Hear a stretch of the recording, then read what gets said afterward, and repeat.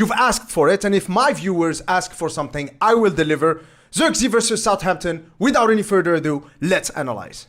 Alright, let's get started. So one of the things that has caught my attention the most in this game as far as Zirkzee is concerned is of course his physical presence. The fact that he's not scared of getting physically involved with the opposition players. If you can see here, Stevens, the right-sided centre-back from Southampton, is literally like holding on onto Zirkzee. This is like a UFC matchup between two giants right here. And as far as Stevens is concerned here, I mean, as you can see, as the ball progresses here towards Christian Eriksen, Stevens right here is safe because the sense of security that centre-backs get, and I've said this in my Fulham tactical analysis video when talking about that Zirkzee goal, is their security comes from the fact that they can have that physical touch with the striker, because then you know where the striker is, therefore you can react to whatever it is that they do. You have an easy day at the office, you can defend easily.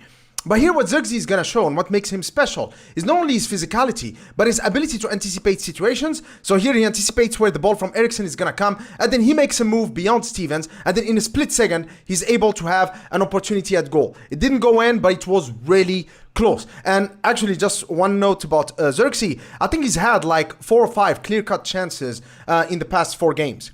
There was that goal against Fulham, against Liverpool, he's had 2, and of course against Southampton as well. So this is clearly a striker who can score 20-25 goals a season. But as I'm going to show you later in the video, his main contribution, his main value as an asset in our squad is not only through the goals that he can score, but rather the fact that he just elevates the goal and assist output of everyone around him by about 200 or 300%. So he has a tendency of just dropping deep. This is great because when we talk about press resistance, we always focus on individual players, how they handle the ball, how they can dribble with the ball and not lose the ball. But we don't talk about it as a system. Having a system where you have strikers like Zirkzee, who just drop into space like this and become an option for the defenders, just allows us to have more control. So here Zirkzee comes in, lays the ball towards the lift over there, and again, another UFC tussle. And this is Bednarek, the left-sided centre-back from Southampton. Look how far off he is. And in this clip, we really don't see the full extent of that. I'm going to show it to you in a clip later.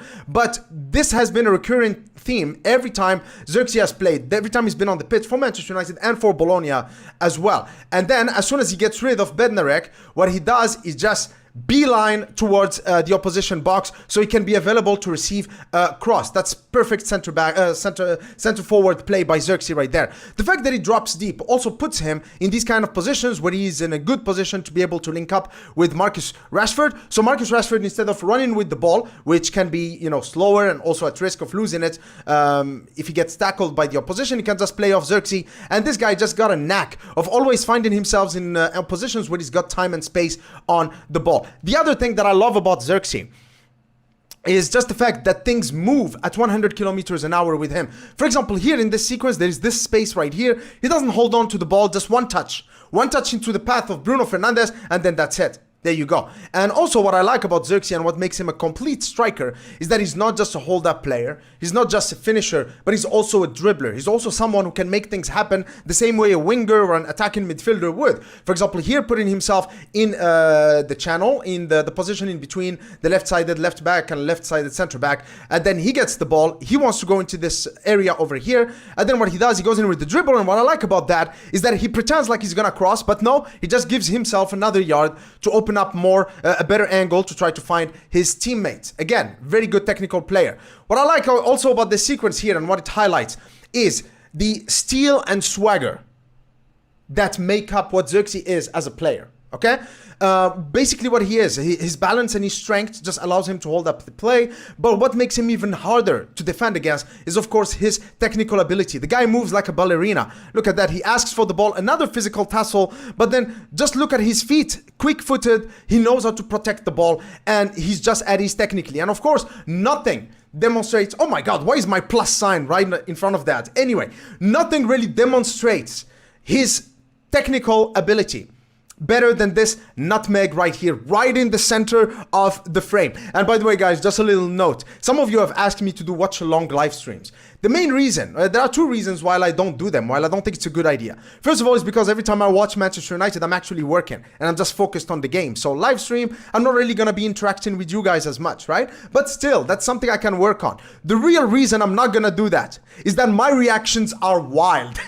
if some of my reactions, if you've picked on some of my reactions 24 hours, 48 hours after a game, don't dare to imagine what my reactions are like when I'm actually watching the event unfold for the first time in front of my eyes. This event really got my wife scared. She was knitting right next to me. She was like, what the hell is wrong with you, man? And come on, guys.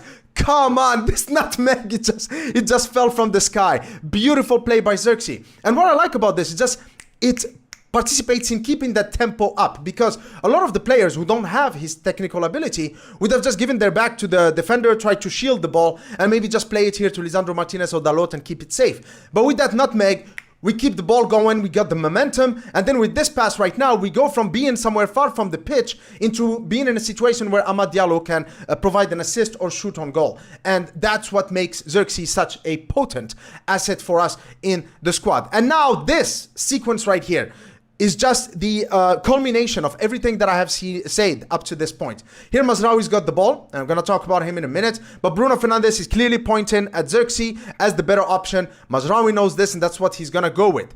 So now Mazraoui comes in towards Zirkzee. So Zirkzee is going to hold up the ball, but notice how Mazraoui is not stopping. So what we have now is that as Zirkzee is using his body and his technique to kind of hold up the play, this is Bednarek again, the left-sided center-back, because the worst thing for a defender is to defend against players like Zirkzee. Because what you want as a center-back, and I've said this earlier, you want a striker that doesn't move, that you always know where they are. But these strikers like Zirkzee, who move everywhere, cause you all kinds of problems. Because if you follow them, as Bednarek did, you open up spaces. And the defensive structure of your team is compromised. If you don't follow